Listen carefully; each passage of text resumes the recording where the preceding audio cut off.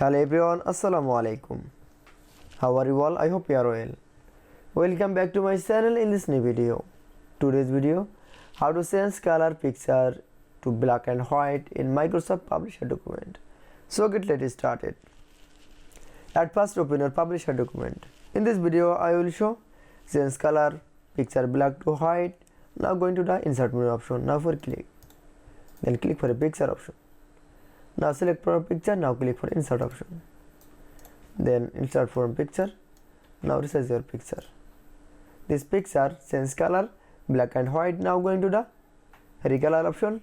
Now click for black and white. That's it. Then again insert from picture. Now click for a recolor option. Now click for black and white.